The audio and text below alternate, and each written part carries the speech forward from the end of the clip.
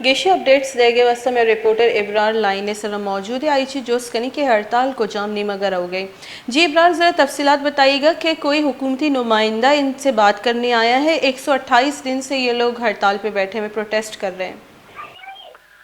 جی یہ بلوچستان فزیوتھراپی ایسوسی ایشن کا جو 170 دن سے کیمپ جاری تھا، کل انہوں نے اسٹوڈنٹ جو آرگنائزیشنز ہیں ان کے ساتھ مل کے ریڈ زون کا رخ کیا ہے۔ یہ تقریباً گھنٹوں بیٹھے رہے، کوئی رات کو 12:30 بجے ان کے پاس مشیر وزیر اعلیٰ اعجاز سنجرانی اور شہزاد بوتانی وزیر اعلیٰ کی طرف سے گئے تھے۔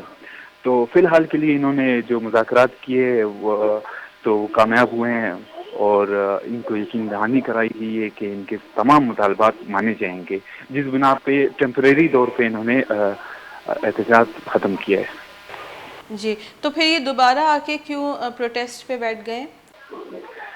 بھوک ہڑتال کی بھی کال دی ہے؟ جی اگر ان کے مطالبات چند دنوں میں نہ مانے گئے، جو انہیں ڈیڈ لائن دی گئی ہے منڈے تک کی، ٹیوزڈے تک کی، تو یہ ان کا کہنا ہے کہ بھوک ہڑتال پہ بیٹھ جائیں گے تادم۔